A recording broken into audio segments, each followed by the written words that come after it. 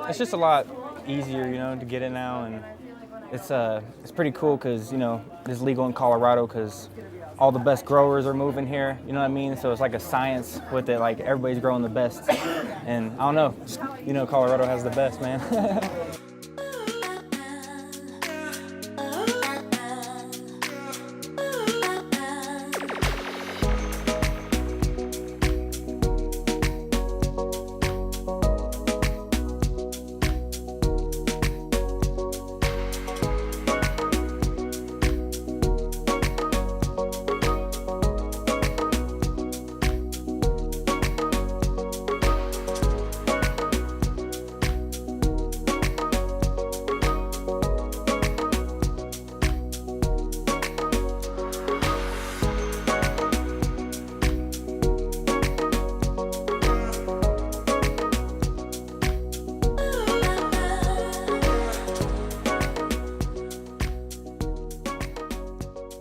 Recently, 18 months ago, regulation changed such that there could be, growers and retailers as separate entities. And the model so far is working well because we have a state tracking system called Metric, and okay, it's tracking every gram through that system. So if we did a sale to a retailer, it's tracked through the state system. So I'm seeing the model working well both ways.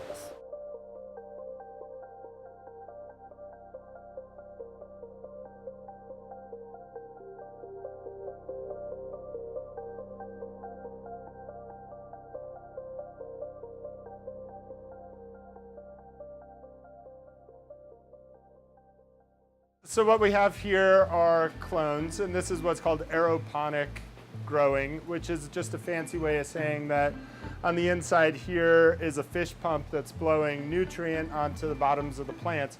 It's those nutrients that provide the hormones to the plant that trigger root growth. And so once these plants have established healthy roots, then they'll be transplanted into a soil medium.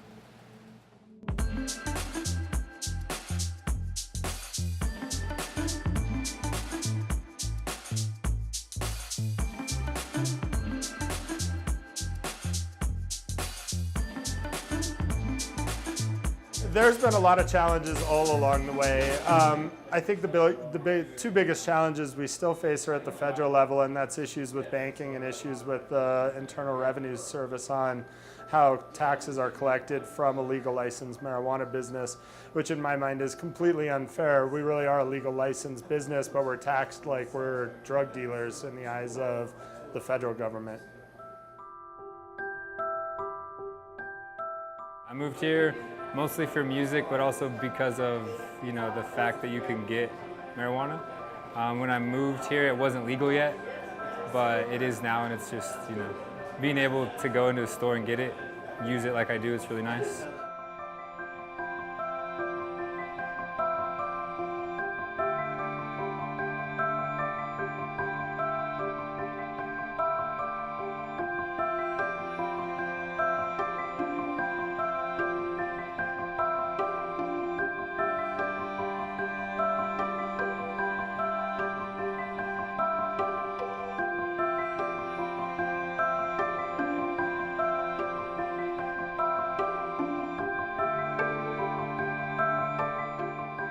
So that's really what we do. We're a social club, but we promote medical cannabis. We promote the benefits, and we raise money for charities, organizations, individuals who have a medical need.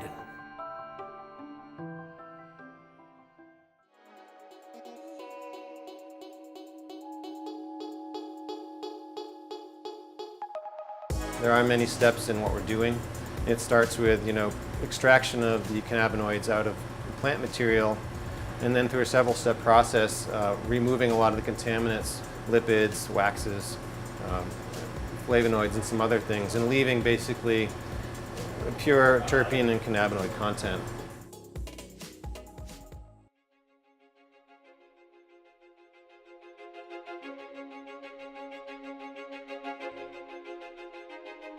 It's a mistake to enforce and create regulation that's really a solution looking for a problem. And the solution to that issue is to collaborate with the industry. So it just boils down to communication. I think looking at a model like Colorado is really important. Colorado didn't get everything right, but they got most of it right, and it's a process that really does work. Businesses are licensed, consumers have access, taxes are returned to the state, and it is a nice regulated bubble. You know, from a lesson point of view, I would say that everybody has some trepidation towards the product, and so there is an inclination to perhaps even over-regulate, which is only natural. But I'd say the trigger point is where there is so much regulation that the cost or the trouble to purchase the product becomes greater than the black market. That's the trigger point. I have a feeling Canada is going to approach it in a very responsible and good way, and maybe we can learn a lesson from you guys here in just a couple of years. So I'm looking forward to that.